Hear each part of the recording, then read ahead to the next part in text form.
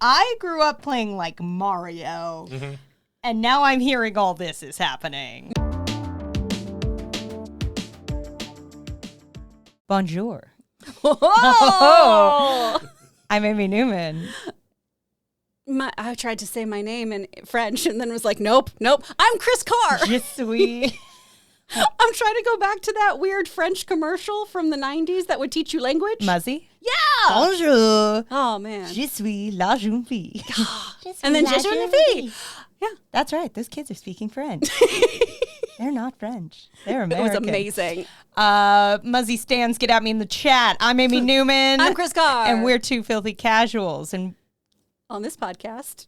is this my part of it? Good Lord. We know that getting into a new fandom can be intimidating. With all the gatekeepers out there. It sure can. We got there. And especially with all the chaos in our day-to-day lives. That's why on this podcast, we invite a super fan on. That way you can ask them your questions and you can dip your toe into a fandom sans judgment. And today we have a wonderful guest for you. He is an incredible voice actor. He is one of my close buddies. He just moved here because I'm always trying to trick all of my friends to moving to LA. Kyle Marquis is here. What's up, Kyle? Hey, bonjour. Bonjour. Bonjour. Comment allez-vous? Ça va? Moulin Rouge. There it is. That's the only one I truly know, and Yeah. that doesn't apply in this game, I don't think. No, It's Merde? pretty Yeah, somber. That's pretty much it, yep. Oof, oof, oof. So was that movie? Well, I mean, eventually, yes. The front half, pretty fun. Where you go, this seems like a great group. And then you go, oh, no. Things took a turn.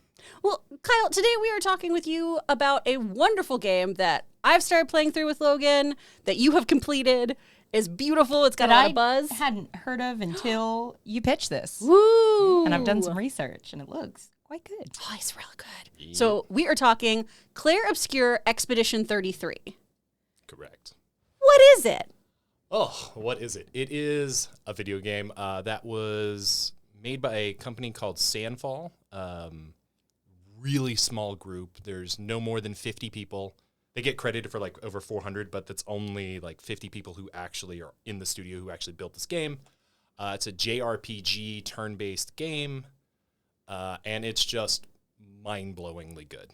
I found the game quite just like a kid. When you just put it on, and it's those games when we played when we kids were just gobsmacked every single time something happened. This game is just incredible. So that's JRPG. JRPG, Japanese role-playing game. Really all that means is role-playing game that's turn-based and is more focused on story. That's okay. So when you say turn-based, so it is almost like, because like I come at this with like Dungeons and Dragons. So it's think of it as Dungeons and Dragons. So I go, they go, I go, they go, I go, they go, or I go, they go. So you're not just button mashing in the fights. So like the one I can think of that's more recent is like the Spider-Man PlayStation games, where it is an RPG, but there's no turn-based. You're just fighting. Okay, gotcha. Mm-hmm. Okay, so go ahead. Oh, I was going to say, what's the plot? Oh my God, Ooh. Was that going to be yours? same question. Oh, that brain cell's working real hard for us. What game about? What game about? Chris, would you like to punch that up in post? I can't wait to edit that, so it's beautiful. We'll talk pretty one day. All right. It's okay. So Clair Obscur Expedition 33 is set in this world of Lumiere, which is essentially a twist on Paris. And there is something called the Paintress, a god of some sort, who has come to this place, destroyed half of Paris, and every single year she paints a number, and everyone of that previous number, so 34, everyone at the age 34 dies. And just Thanos snapped. So at the end of, what was it, Infinity War, where they just turn to dust, they turn to flowers, and they're gone forever. The expeditions are going to this continent where the Paintress is and all of the enemies are to try to find a way to stop her. And that's pretty much it. It's harrowing. Yeah, it is. And that number goes down, right? Yep. So, Yeah, like, so it's it's getting younger and younger. Yep. And it's As a woman in Hollywood. Doesn't that make you feel safe? Or doesn't it make you feel it relatable? Well, yeah, it feels like home, I'll tell you that much.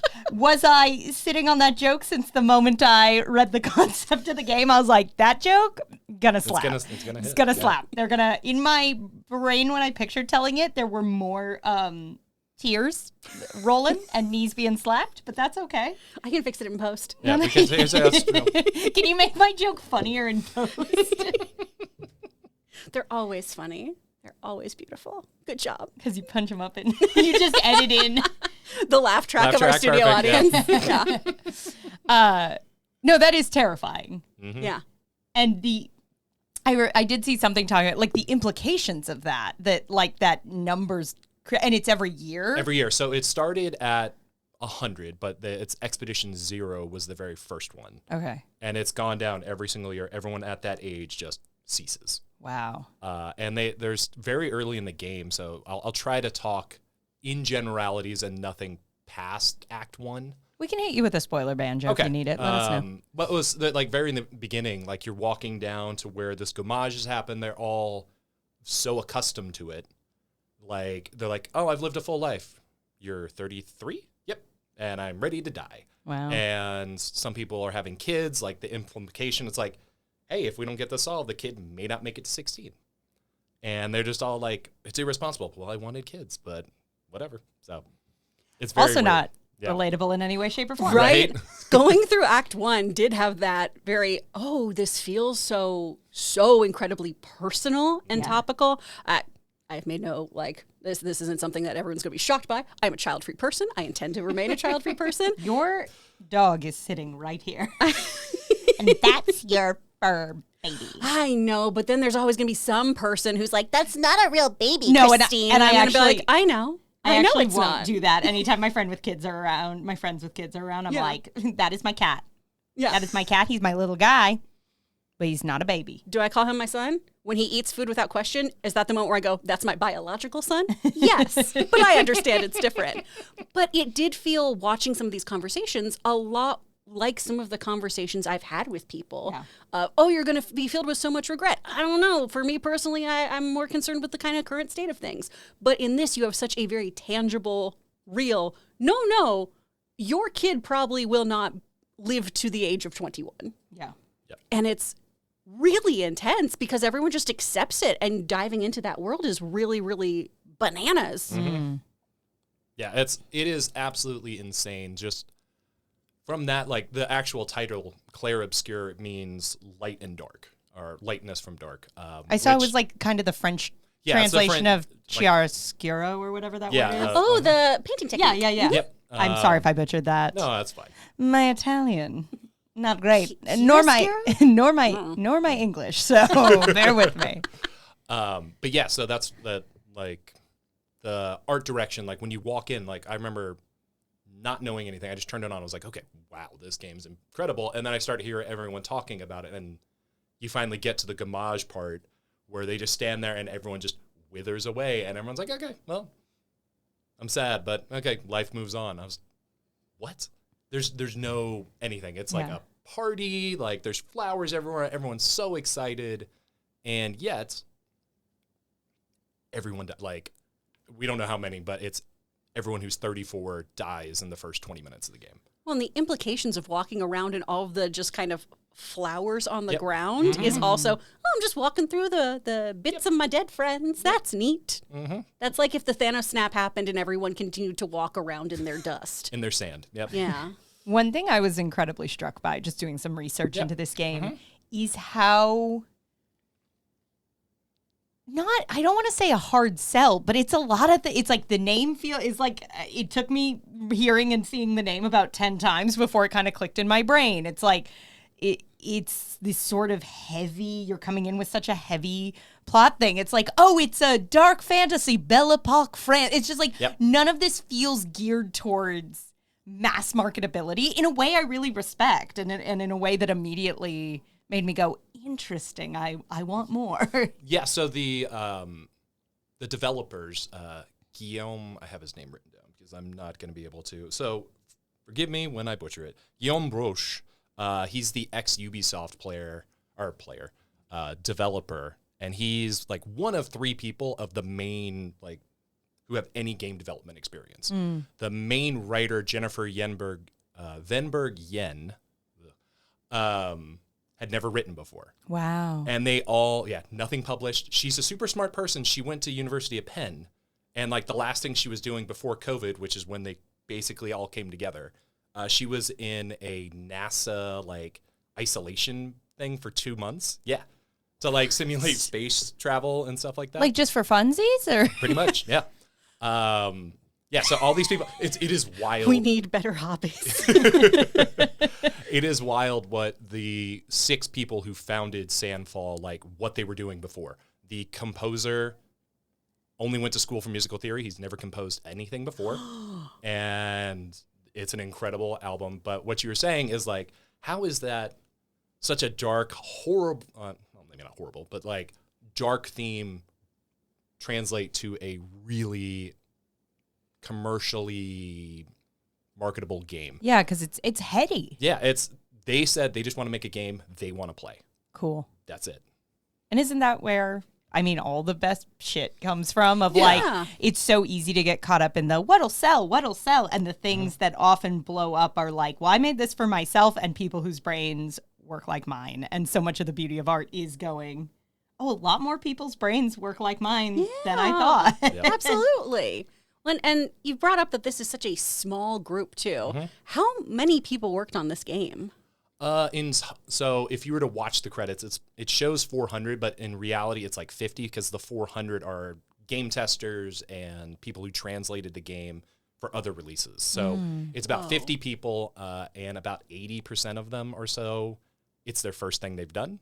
They're all out of grad school. They had like this insane interview process where all they did was everyone went through like 10 to 15 rounds before because all they want to do is see talent and if you have passion.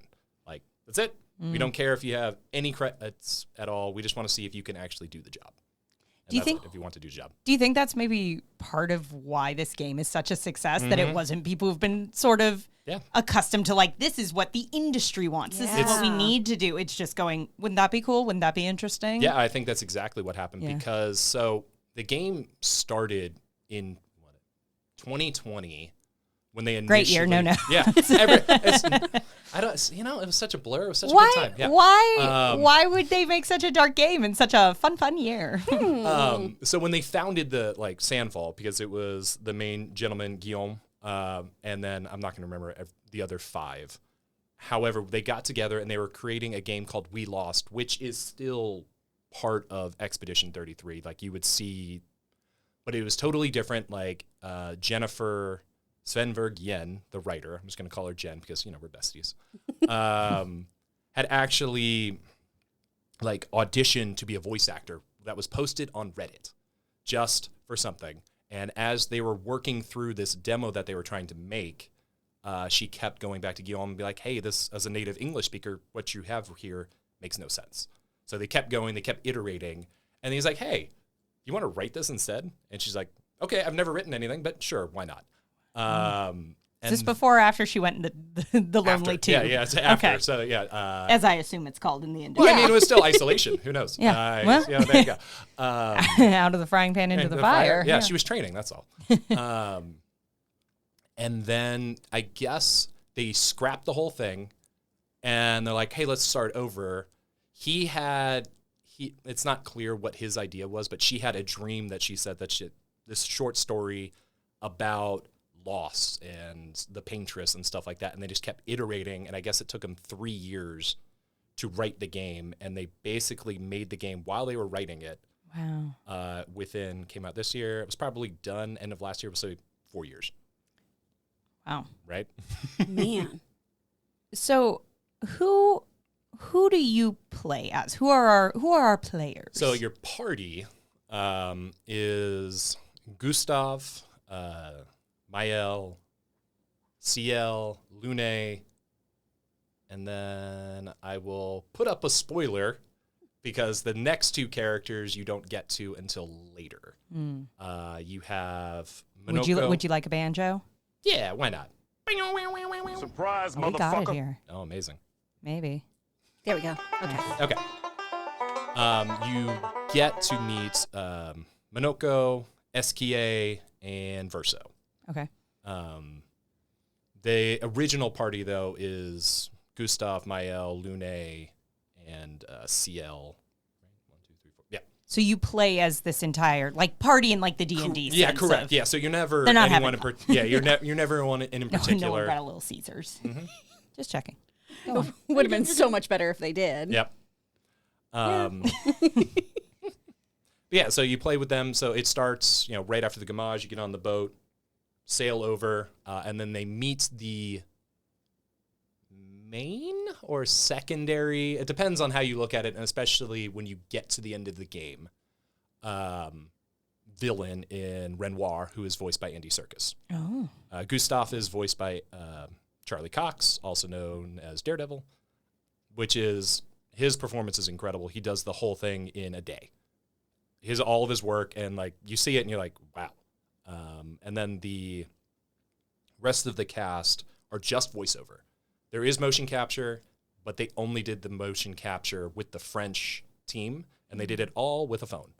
So they have like little rigs, and you can download the app. It's just the Unreal app, and they just record and they put it in their computer, and that's how they have such great motion capture. And they did, God, I don't know what the budget was, but it was ridiculously cheap. And it's beautifully done. It is beautiful. You just see so many like lovely, tender moments that feel very cinematic because it's based off of someone's face for real. Yeah. So, and when I saw like all sorts of interviews with the cast and the writer and the head of the studio, Guillaume, they really rely on subtext. Like you usually see in video games, especially like this one, where they say something, they say it again, and they say it one more time just to make sure you weren't paying attention. They wanted to make sure that they weren't hand feeding people. They wanted to, like, some things they would cut lines. They're like, no, just let the actor just say something with a look and move on. That's all we have to do. Which is impressive in an age where, no offense, but TikTok and some things like that, I think have killed a lot of our ability to read subtext. And we've talked a lot on this podcast about, media literacy being a little bit in the toilet right now, just because we're so used to getting hand fed. Here's what this is, and here's how you should feel about it. Yeah, I don't remember any specific time in the game where it's ever done. I think maybe at the beginning you're like, hey, everyone's about to die. Maybe you should feel sad, but it's never said, I'm sad about it. It's more like, this sucks. And then that's it. And they just move on. Very French. Yeah. There's so much ennui. It's just death. And there's even moments where it's just, he says something that upsets her. What did he say? Yep. And you don't find out, which was a moment for me of, no, spoon feed me some dialogue. What did he say to her to make her mad? I want to be mad with her. Yeah, I need to know why and be justified. As a girly who loves to talk shit, I'm like, no, girl, what'd he say? What'd he say? I want that tea. I want to be angrier about this than you are. Yeah. Oh, I love when your friend tells you about something and you're like, I'm about to rile you up so hard. You were at a 4. Prepare for a 12. Like, I'm about to ruin this relationship. No, you should be mad. No, if this movie theater starts going, though, then in this game, you're like, oh, he must have said the worst thing ever to her. True. Now, quick sidebar. You mentioned the villain. Yes. The villain is not the lady person, entity painting numbers on the stone and killing Think of the olds. Think of the paintress as more of like a force of nature. Okay. Interesting. I'm trying to Less villainous, more. Yeah, it's just a thing that's happening. It's like how we see death personified sometimes. That's a good way of putting it. Neither good nor bad. Just And she's just there painting a number. People are ceasing to exist. There is. But would it kill her to throw like an 82 in there every once in a while? Why do we have to keep going down? Obviously, I feel very safe because I'd be dead for so long. I would have gone so long ago. Obviously, I have time based on this. You're fine. I'm fine. You're fine. However, I turned to flowers years ago. Yep. This is a podcast of one. No, nobody liked that. Interesting. Okay. Because I in my head, that's like who we're going to fight as the villain. Again, I think I'm thinking very video game, black and white, and this feels a lot more nuanced. It is very nuanced, and it's also, I'm trying my best to dance around spoilers. Because every single act or big event, there's a twist, because I didn't know when I started to play this game that I'm going to watch half the people that I just met in the market die. And then you get to the islands, majority of the expedition dies in the first 10 seconds. Then you're left with that main party. And then you have a very uncomfortable suicide scene.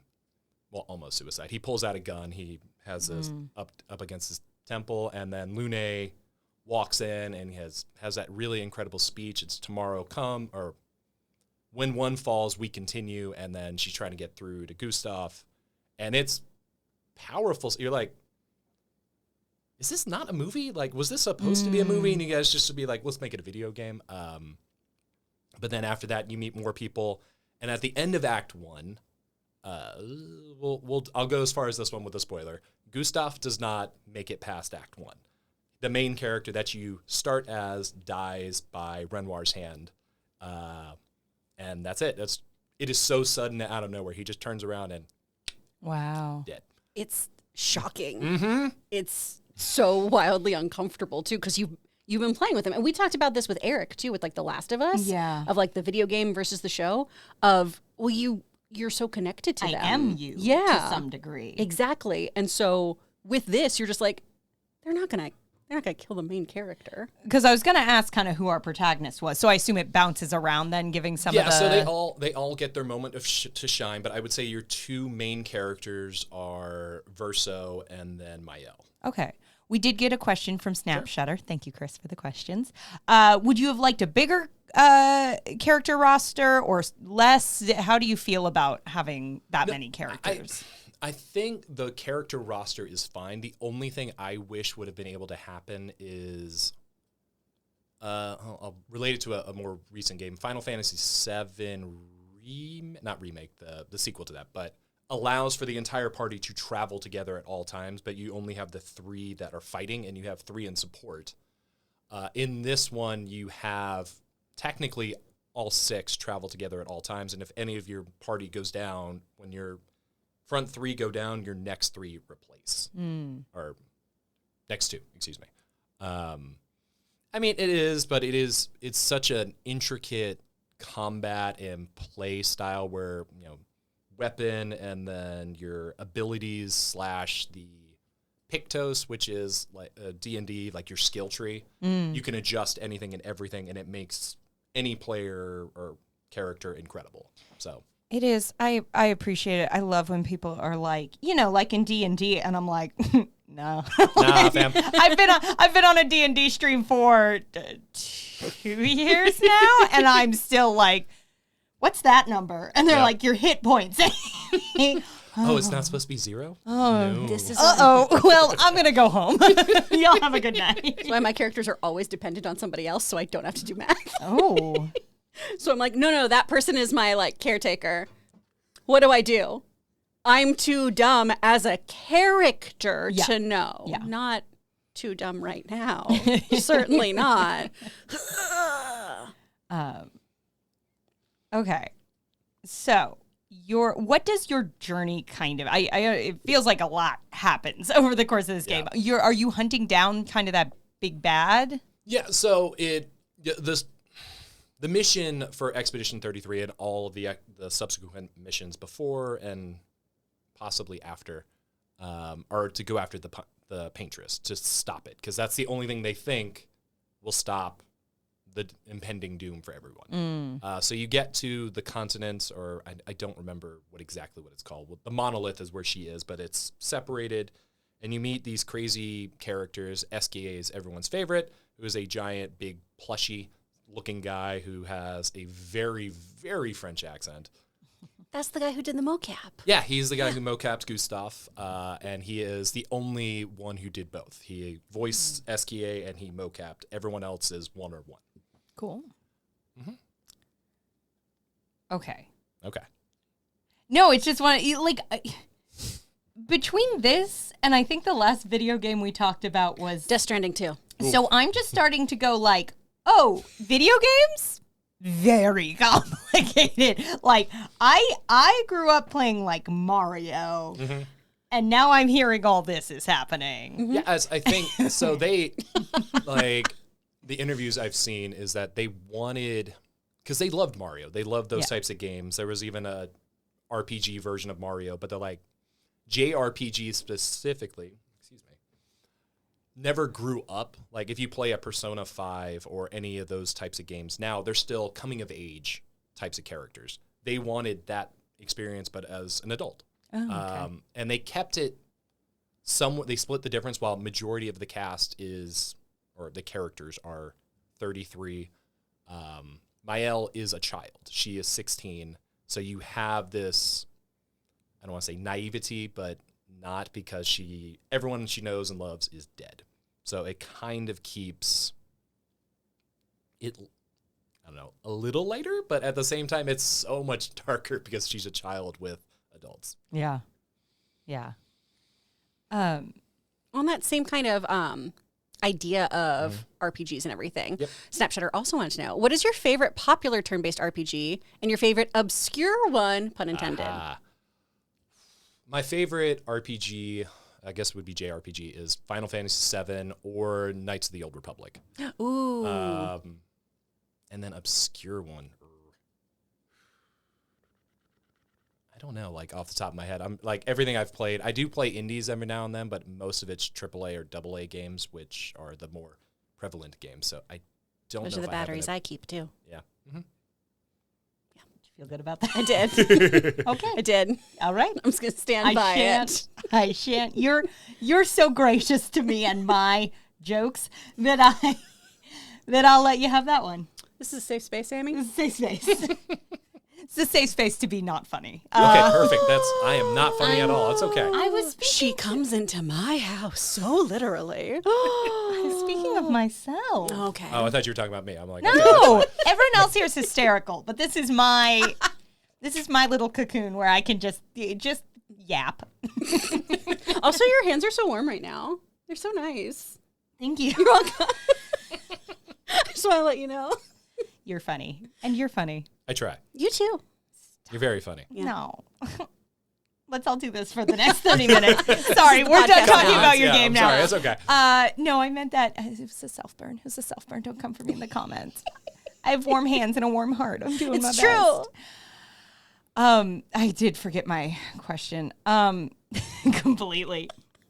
The world of this game, though, looks really, really interesting. So what are we dealing with in terms of, because I kept, like I said, seeing it described as like dark fantasy Belle Epoque France, which great combination of words. Immediate yes from me. What are we dealing with in terms of, obviously we have this event that happens. Do the characters have magic? Like where's the fantasy of the world yes, kind of there living? is, it's Lumina, which is magic. They've just discovered it via science. That's where they get their powers and all sorts of other things to go with what you're saying, the art design. Again, and someone who's never done anything, the art director for this game has never done anything before. Yeah. But yeah, wild. so it's where the powers come from is Lumina. It powers like Lune, who is, I don't know, we'll call her the closest one to a wizard. She flies everywhere, but not like actually flies. She just floats above the ground about 2 feet. But she has these special tattoos, so does CL, that allow them to work with the Lumina more directly than the other characters. Okay. So the more tats you get, the more magical you I are? guess that is never explained, and I have all but 100% of this game, and I've read every single journal entry. I'm sure there is a much more of a super nerd who could explain it better than I, but I never found out why the tattoos. They just say, hey, I've got the tattoos. It makes me better. Kind of like that, though. That's what everybody who works at a craft brewery comes in saying. Fun fact. See? Funny. I got one She did laugh. it. She did it. Mark that on the board, and I'm going home happy. All right. Well, we're going to quit while we're ahead. Thank you so much for being here. You're welcome. Bye. You just brought up the journals. This is something I thought was so interesting playing through part of the game, because I'm only in like Act 2. So I have no How many idea how acts? this ends. I assume 3 or 3? 4. 5. Wow. Like Shakespeare, Whoa. This is I highfalutin. think. But Don't correct me in the comments. I'm pretty sure. she's funny. She doesn't need to know about Shakespeare. I certainly don't. All right.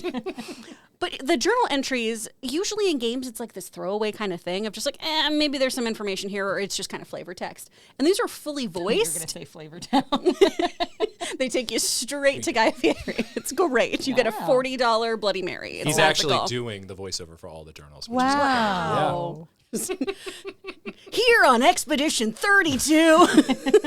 Like, wow, great. That's some pep in there. But it's so interesting to have something fully voiced, beautifully written. I mean, it's like heartbreaking. They're poetic. They're stunning. And again, going back to somebody who's never written before, do you know anything about the journals too, aside from like, oh, this is a nice little bit of stuff? The journals are from every single expedition, with the exception of the first 5, but they are character named for some of those. Like there is a Simon, there is a Renoir, there is Aline, A-L-I-N-E.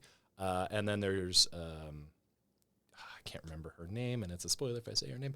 We'll just say another character who is optional, but it turns out she's like one of the real villains. You never have to engage with her, but as you progress towards the end of the game, you'll see like she's a real monster. Oh. So when we say journal, these are like optional things entries. we Exactly. can you can read as a player, but it's Yeah. not like totally a part of the gameplay. Yeah, so the gameplay, I think if you were just to do it straight and you were just to run through the entire game, I think it's 25 hours. Okay. All in completion, if you're really good, I'm not. I think it's supposed to take 40 hours. Okay. But yes, all the journal entries, all of the records. God, I know there's a bunch of the Monoko feat. So one of the characters, he can transform into other villains by killing them and collecting their feet. So yes, somehow a French game got a foot fetish into this game. Hell yeah. Hell yeah. God bless the French. It's so weird when it first happens. He's always like, what lovely feet. Yeah. You're just like, oh, okay, buddy. Someone, when you did that voice that close into the mic, one listener turned it off and one listener turned it up, and God bless you both. I love you guys. Someone immediately went 5 stars, subscribe. Coming to our Patreon soon. just clips of Kyle saying nice feet in that voice. I mean, sure, why not? Thank you so much. So another question we got too is on a scale of 1 to 100, because we've already danced around so many spoilers here, on a scale of 1 to 100, how much did this game hurt you? And why is it 120?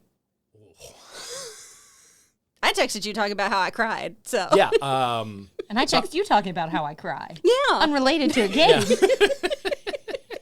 But Are you playing the game? No. No. Okay. Well, we're you here. picked it up? Yeah, the game is similar since we had brought it up earlier. Like The Last of Us Part 2 is just emotional abuse. Like playing that game. I mean, I loved it.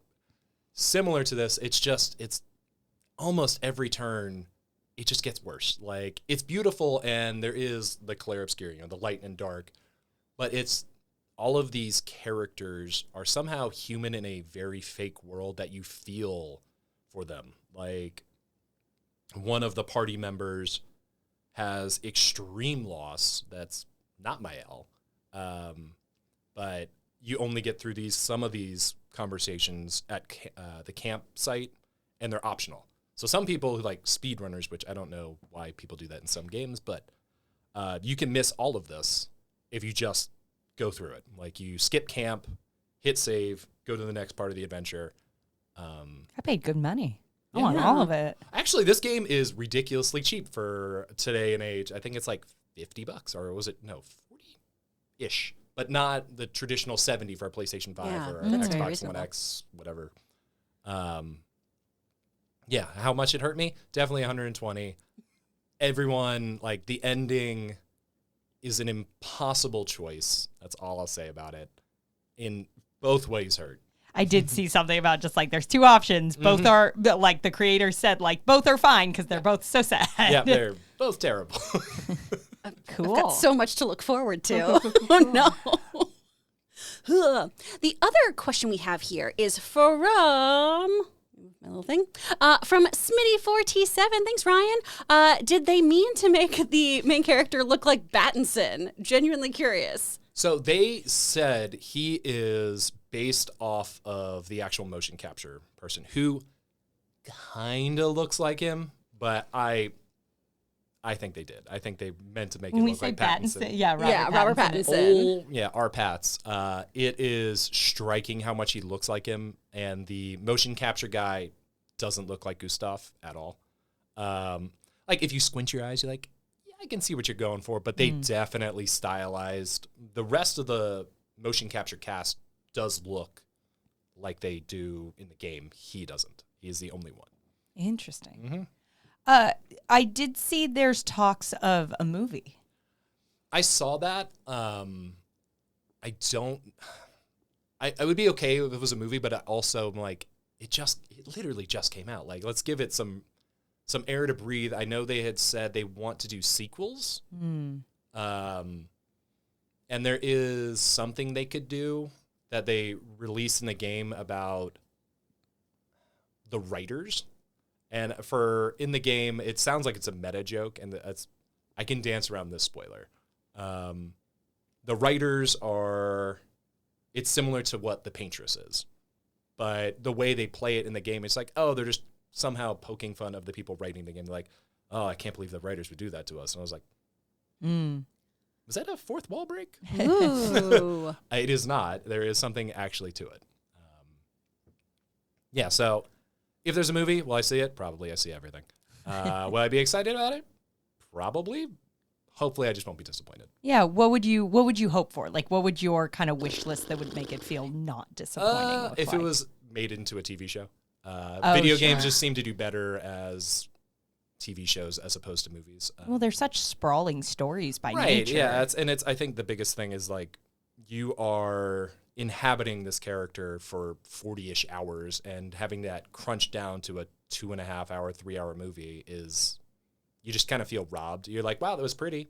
But Yeah. I don't think the last time I saw a video game movie where I was like, wow, man, I need to watch that again. It just felt just like the video game. Yeah. Do you think there is an abridged, like, 2 hour version of this story that they could tell? You could speed run the game, and I could think of things you could do. You could cut out all of the camp stuff. You could just start. You could skip the gamage. You could run right from there and just continue. But I don't know. I feel like it'd be a mistake, at least this early, if we're going to start making a movie. Interesting. It feels like something, since Hollywood is constantly trying to come up with a new franchise, of taking those 5 acts and then maybe doing 5 movies. I could see that. You could probably do the first one or make it a trilogy. Yeah. I could see that. I wouldn't be against that. I would be more excited about a trilogy for one game, but if they're going to make sequels, I would rather wait for adaptations until after the subsequent games would come out. If Andy Serkis isn't in it, is that a deal breaker? Yes. Cool. His performance as Renoir is incredible. Of course it is. Yeah. He's amazing. He is amazing. I love him.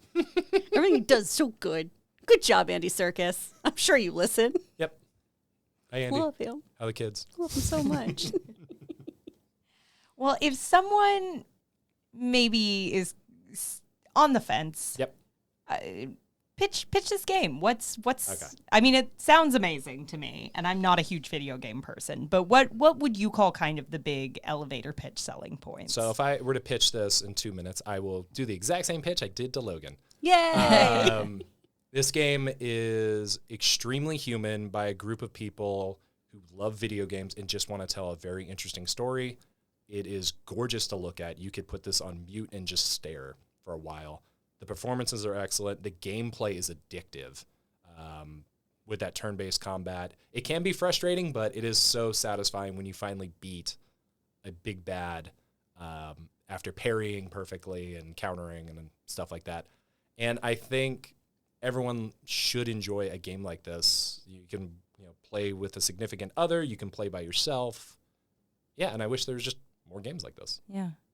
Could it be, because you mentioned it can be frustrating, it does sound overwhelming. It is. It's one of those, because once you get to the continent, it opens up like those old games where you become tiny and it shows how big this world is and you just kind of like wander around. And it doesn't have a map, which is very frustrating. You just have to remember where everything is. Oh, God. Um, I don't think I can find my way to my grocery store from No, here. I absolutely GPS to your old home, and now I'm like, God damn it! I finally knew where it was. I mean, I did get lost trying to come here for a second. I was like, wait, damn it, I missed it. I know how to get to places from one starting location. If you have me start somewhere else, no, And my God, if someone says west, I'm like, be No. so for real right now. no. I don't know. Never met her. Don't know where she is. They look like a fucking Boy Scout. Yeah. Get out of here. Get out of here. You, I don't have a compass. Start going north. Fuck you. Yeah. Hey. Fuck you. Yeah, which is very upsetting in this game too, though. Of just wait, what do you? Again, we're not being spoon fed. It's just go to Go, there. go. What you're like? Well, what do you mean go to there? What? How do I go to there? My directions solely live off like, kind of near the... It's like, what part of town is that in? Yep. I don't fucking know. LA is 20 towns in a trench coat. And if you're like, is that Los Feliz? I'm like, okay, I'm Give me going to an tell address. you 3 things that I drove past when I was there.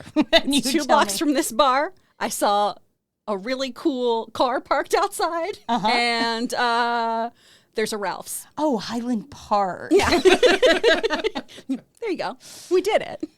That sounds potentially very frustrating. It can be, and the combat, like I said, addictive is frustrating, especially if you don't know how to parry. What do you mean parry? So think of like fencing. Yeah. Like someone comes at you and you block. Yeah. You have to perfectly time it. Oh, God. And it is frustrating. Or you can dodge, and Jennifer English, who voices Mael, one of her drop-in lines is parry it, and you'll just hear her scream it at all times, just parry it! And it can get frustrating when you hear the other players yelling at you, be like, dodge, block, and you're like, I'm trying, man, leave me alone. There is an end game boss who's not part of the story that I'm stuck on from 100%ing the game called Simon.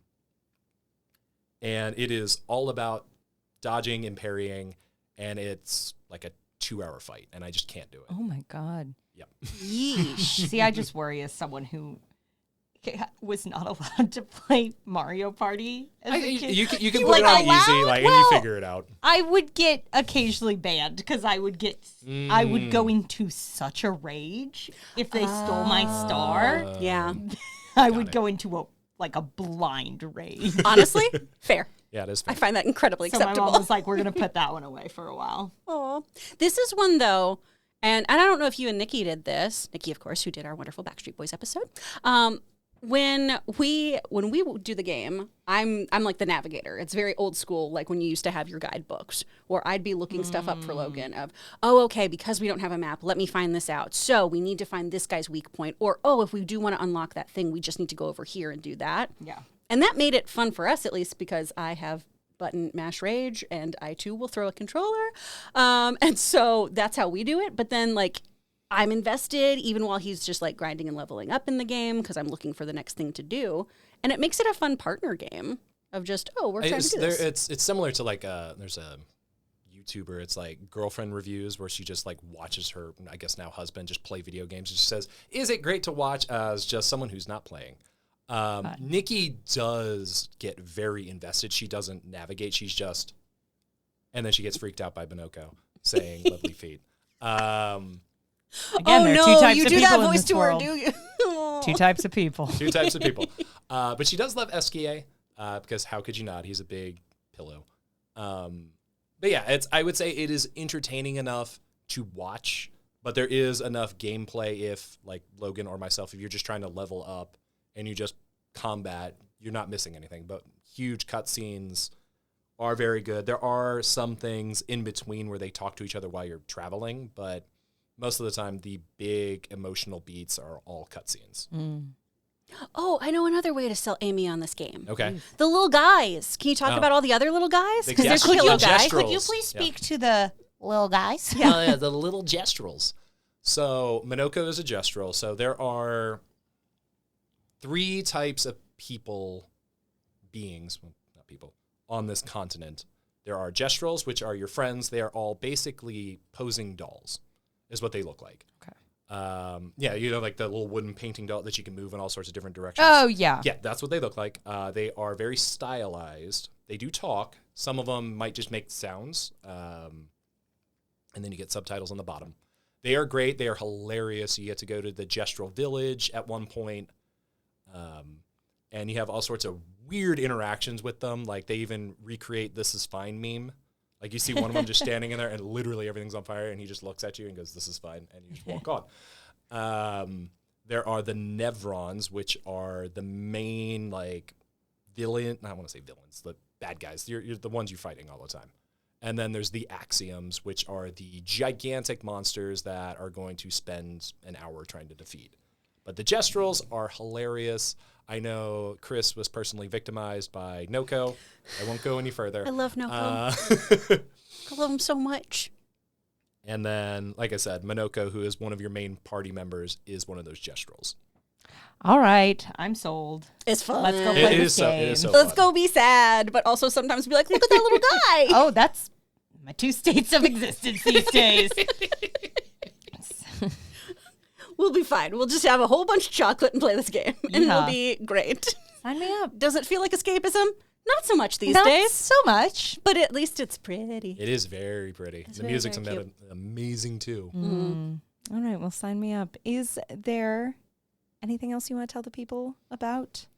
Not specifically, but if it's about this game, if it's taught me anything, you don't have to be an expert at anything. No one in that game who made it is an expert in their field, and they made one of probably the game of the year. Wow. So go for it.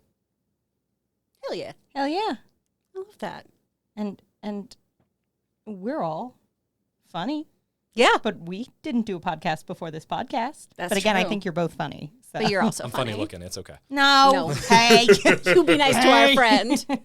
All right. Well, Kyle, where can people keep up with you? I'm not super on social media. However, you can. That sounds so nice. I am trying to do better. So I have. Don't do it. Which is it? I believe it is on Instagram. It's VA Kyle Marquis. And you can find me there. I'm sure I will repost this on that one too. Yay! Beautiful. And as for us, we are cursed to be on social media until the day we die. Yep. So you can find us over on Instagram and TikTok at Two Filthy Casuals Pod. If you like what you're hearing and you want more episodes than what is currently on your podcatcher or on your YouTube, head on over to patreon.com/Two Filthy Casuals Pod for just $5 a month. You can become a Filthiest Casual, support the podcast, and get some extra episodes every single month. And if you like what you're hearing, please thumbs up, subscribe, rate, review. It really does help. Help the algorithm. Like our stuff. Share it with your friends. Yay! Many thanks. Mm-hmm. Many thanks. Thank you so much for being here today. Thank you. And until next time, I'm Amy Newman. She's funny, and I'm Chris Carr. And she's funny. And we're funny. And if you followed this fandom, you'd be home by now. What lovely fate. Oh, no. Hell yeah. Two types of people.